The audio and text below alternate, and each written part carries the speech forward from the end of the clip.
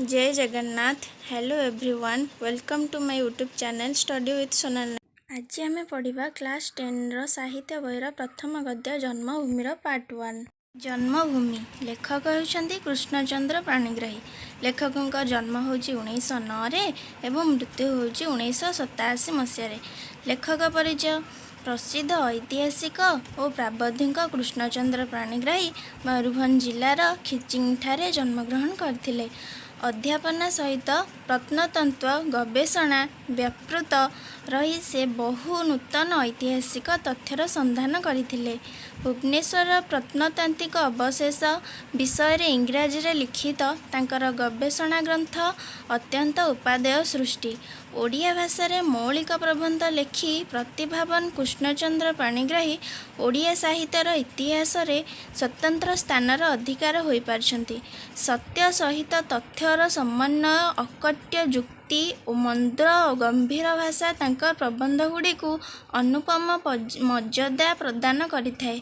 प्रबंध मानस इतिहास और किंवदंती सारल साहित्य ऐतिहासिक चित्र और आत्मजीवनी मो समय ओडिशा प्रभृति तांकर प्रधान कृति। एथिरु आमे शॉर्ट क्वेश्चन पाइले जे जन्मभूमिर लेखक होइछन्ति कृष्णचंद्र पाणिग्राही। तांको जन्म होइथिला 1909 रे, मृत्यु होइथिला 1987 रे। कृष्णचंद्र पाणिग्राही मयूरभंज जिलार खिचिंगठारे जन्मग्रहण करथिले एवं से भुवनेश्वर प्रत्नतांत्रिक अवशेष विषय इंग्राजी लिखित करथिले। को भाषा ना इंग्राजी लिखित करथिले। प्रबंध मानसरू संगृहीत जन्मभूमि प्रबंधटी लेखक जन्मभूमिर प्रकृत अर्थ संधान करी अरण्य प्रतिप्रवेष्टित निज पल्ली जन्ममाटीर अनन्य महत्व दर्शाई। ग्रामरू राज्य देश और विश्ववासी होगापाई एवं महानुभावतार परिधि को प्रथमे पल्लीरू आरंभ करने को आह्वान देइछन्ति। वसुधैवम कुटुंबकम भावना यह प्रबंधटी परिपुष्ट। भेरी इंपोर्टेंट क्वेश्चन होछि जे जन्मभूमि गद्यटी लेखकंकर केउ प्रबंधरू संगृहीत होइछि ना प्रबंध मानस। जन्मभूमिटी सेकेंड होछि जन्मभूमि विषयटी केउ भावना को नहीं होइछि ना वसुधैव कुटुंबकम। एबे चलंतु विषय आरंभ करिबा। काहाकु मोर जन्मभूमि बोली कहिबी। एठारे लेखक कहिसंती काहाकु मोर जन्मभूमि बोली कहिबी।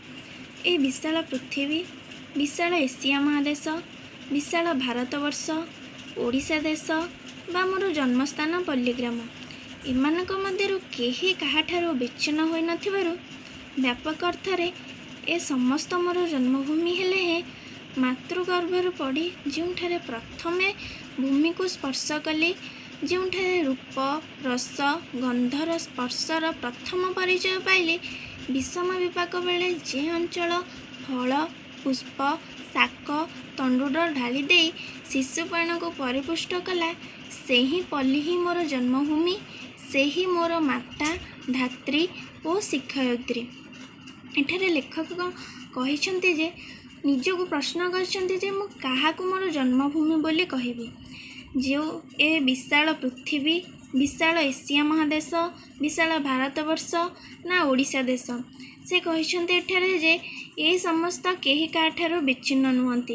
तेणु व्यापक अर्थरे से कहिसंति जे मातृगर्भरु पढ़ी जोंठारे से प्रथमे भूमि को स्पर्श कले माने से जन्म हेबा परे जोंठारे प्रथमे भूमि को स्पर्श कले, जोंठारे रूप रस गंध और स्पर्शर प्रथम परिचय पाइले, जोंठारे से रूप रस गंध और स्पर्शर प्रथम परिचय पाइले, विषम विपाक बेले माने विपद समय जो अंचल तांको फल पुष्प शाक माने शाग तंडुल माने चाउल ढाली दे तांको शिशु प्राण को परिपुष्ट कला, से ही पल्ली ही तांकर जन्मभूमि, से ही पल्ली ही तांकर माता धात्री और शिक्षयित्री। भेरी इंपोर्टेंट शॉर्ट क्वेश्चन कौन अच्छी ना ए भेरी इंपोर्टेंट शॉर्ट क्वेश्चन अच्छी जे लेखक व्यापक अर्थरे तांका जन्मभूमि बोली काहाकु कहिसंती। आंसर होउची लेखक व्यापक अर्थरे तांका जन्मभूमि बोली कहिसंती जे मातृगर्भरु पड़ी से जोंठारे प्रथमे भूमि को स्पर्श कले, जोंठारे रूप रस गंधर प्रथम परिचय पाइले, विषम विपाक बेले जो अंचल फल पुष्प शाक तंडुल ढाई दे शिशुपाण को तांकर परपुष्ट कला सेही पल्ली ही तांकर जन्मभूमि। सेकेंड रे होछि लेखक काहाकू तांकर माता धात्री और शिक्षयित्री बोली कहिसंती। लेखक जन्मभूमि को तांकर माता धात्री और शिक्षयित्री बोली कहिसंती। नेक्स्ट, आयुसूर्य जेते बेसी घनिष्ठ हेबा कथा किंतु ए संबंध दिनकू दिन क्षीण होई जेपरी कि लीन हेबाकू बसिछि। समय स्रोतरे निसहायक शुष्क तृण परि मु भासी चलीछि। मोर जन्मभूमि फेरी जीवा पई मोर नैतिक साहस नहीं। ଏହା ଭିତରେ ମୋର ପୁନର୍ଜନ୍ମ ଘଟିଯାଇଛି। ଆଜି ମୁଁ ତାର ରୂପକୁ ଜାତ୍ମୀସ୍ମର ପରି ଖାଲି ସ୍ମରଣ କରେ।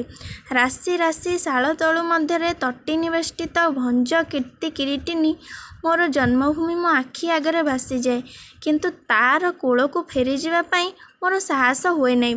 ଏଥିରେ କ'ଣ ସର୍ଟ କ୍ୱେଶ୍ଚିନ୍ ଅଛି ନା ଏଥିରେ ସର୍ଟ କ୍ୱେଶ୍ଚିନ୍ ଅଛି ଯେ ଆୟୁସୂର୍ଯ୍ୟ ଯେତେ ବେଶୀ ଘନିଷ୍ଠ ହେବାକୁ ଲାଗୁଛି ଲେଖକଙ୍କ ଜନ୍ମଭୂମି ସହିତ ତାଙ୍କ ସମ୍ବନ୍ଧ ସେତେ ବେଶୀ କ'ଣ ହେବାକୁ ଲାଗୁଛି ନା କ୍ଷୀଣ ହେବାକୁ ଲାଗୁଛି। ଲେଖକ ତାଙ୍କ ଜନ୍ମଭୂମିକୁ କିପରି ମନେ ପକାଉଛନ୍ତି? ଲେଖକ ତାଙ୍କ ଜନ୍ମଭୂମିକୁ ନିସହାୟକ ଶୁଷ୍କ ତୃଣ ପରି ମନେ ପକାଉଛନ୍ତି। ଲେଖକଙ୍କ ଜନ୍ମଭୂମିର କେଉଁ ରୂପଟି ତାଙ୍କ ଆଖି ଆଗରେ ନାଚି ଆସେ ନା ଲେଖକଙ୍କ ଜନ୍ମଭୂମିର ରାଶି ରାଶି ଶାଳ ତରୁ ମଧ୍ୟରେ ତଟି ନିବେଷ୍ଟିତ ଭଞ୍ଜ କୀର୍ତ୍ତି କିରୀଟିନୀ ଜନ୍ମଭୂମିର ରୂପଟି ଲେଖକଙ୍କୁ ମନେ ପଡ଼ୁଛି। ଲେଖକ ତାଙ୍କ ଜନ୍ମଭୂମିକୁ କିପରି ମନେ ପକାଉଛନ୍ତି? ଲେଖକ ତାଙ୍କ ଜନ୍ମଭୂମିକୁ ଜାତି ସ୍ମର ପରି ମନେ ପକାଉଛନ୍ତି। ଲେଖକ ସମୟ ସ୍ରୋତରେ କିପରି ଭାସି ଚାଲୁଛନ୍ତି ନା ଲେଖକ ସମୟ ସ୍ରୋତରେ ନିସହାୟ ଶୁଷ୍କ ତୃଣ ପରି ଭାସି ଚାଲୁଛନ୍ତି। ଏହା ବ୍ୟକ୍ତିଗତ ସମସ୍ୟା ନୁହେଁ, ଏହା ସମଗ୍ର ଶିକ୍ଷିତ ସମାଜର ସମସ୍ୟା। ଧର୍ମାନ୍ତରଣ ଗ୍ରହଣ କଲା ପରେ ବହୁ ଧର୍ମାନ୍ତର ଦୀକ୍ଷିତ ବ୍ୟକ୍ତି ଯେପରି ଧର୍ମ ପାଖରେ ସମସ୍ତ ମାନବିକତାକୁ ଉତ୍ସର୍ଗ କରିଦେଇ ସେମାନଙ୍କ ନାମ, ପଦବୀ, ଭାଷା, ଆହାର, ବ୍ୟବହାର, ବେଶଭୂଷା ଇତ୍ୟାଦି ବଦଳାଇ ଦିଅନ୍ତି ଓ ଶେଷ ବେଳକୁ ଜାତୀୟତା ଭୁଲି ଯେପରି ନିଜ ଜନ୍ମଭୂମିକୁ ସୁଦ୍ଧା ଅସ୍ୱୀକାର କରନ୍ତି, ଠିକ୍ ସେହିପରି ସଂଖ୍ୟାତୀତ ଶିକ୍ଷିତ ବ୍ୟକ୍ତି ପ୍ରଚଳିତ ଶିକ୍ଷା ପାଖରେ ସେମାନଙ୍କ ସମସ୍ତ ମାନବିକତାକୁ ଉତ୍ସର୍ଗ କରି ଶେଷ ବେଳକୁ ନିଜର ଜନ୍ମଭୂମିକୁ ସୁଦ୍ଧା ପାସୋରି ପକାନ୍ତି। ଶିକ୍ଷିତ ସମାପନ ସଙ୍ଗେ ସଙ୍ଗେ ସେମାନଙ୍କର ଏକ ପ୍ରକାର ପୁନର୍ଜନ୍ମ ଘଟିଥାଏ। ପଲ୍ଲୀଗ୍ରାମକୁ ଫେରିଯାଇ ଜୀବିକା ଅର୍ଜନ କରିବା ଦୂରରେ ଥାଉ, ସେଠାରେ କିଛି କାଳ ଅବସ୍ଥାନ କରିବା ମଧ୍ୟ ସମ୍ଭବପର ହୁଏ ନାହିଁ। ଏଣୁ ଥରେ ଥରେ ଭାବେ ଗ୍ରାମକୁ ଯାଇ କ'ଣ କରିବି? ଯଦି ଗ୍ରାମର ଉନ୍ନତିକର କାର୍ଯ୍ୟ ପାଇଁ ଯଥାସାଧ୍ୟ ଅର୍ଥଦାନ ହିଁ ମୋର ଏକମାତ୍ର ଅବଶେଷ କର୍ତ୍ତବ୍ୟ, ଗ୍ରାମକୁ ନ ଯାଇ ମଧ୍ୟ ତାହା କରାଯାଇପାରେ। ଜନ୍ମଭୂମି ସହିତ ମୋର ଆଉ କି ପ୍ରକାର ସମ୍ବନ୍ଧ ଅଛି? ଏଥିରୁ ଆମେ କ'ଣ ସର୍ଟ କ୍ୱେଶ୍ଚିନ୍ ପାଇଲେ? ଏଥିରୁ ଆମେ ସର୍ଟ କ୍ୱେଶ୍ଚିନ୍ ପାଇଲେ ଯେ ଜଣେ ବ୍ୟକ୍ତି ଧର୍ମାନ୍ତର ଗ୍ରହଣ କଲା ପରେ ନିଜକୁ କିପରି ବଦଳାଇ ଦେଇଥାଏ। ଆନ୍ସର ହେଉଛି ଜଣେ ଶିକ୍ଷିତ ବ୍ୟକ୍ତି ଧର୍ମାନ୍ତରଣ ଗ୍ରହଣ କଲା ପରେ ବହୁ ଧର୍ମାନ୍ତର ଦୀକ୍ଷିତ ବ୍ୟକ୍ତି ଧର୍ମ ପାଖରେ ସେମାନଙ୍କର ମାନବିକତାକୁ ଉତ୍ସର୍ଗ କରି ସେମାନଙ୍କର ନାମ, ପଦବୀ, ଭାଷା, ଆହାର, ବ୍ୟବହାର, ବେଶଭୂଷା ଇତ୍ୟାଦି ବଦଳାଇ ଦିଅନ୍ତି ଓ ଶେଷ ବେଳକୁ ଜାତୀୟତା ମଧ୍ୟ ଭୁଲିଯାଆନ୍ତି, ଯେପରି ନିଜ ଜନ୍ମଭୂମିକୁ ସୁଦ୍ଧା ଅସ୍ୱୀକାର ମଧ୍ୟ କରିଥାନ୍ତି।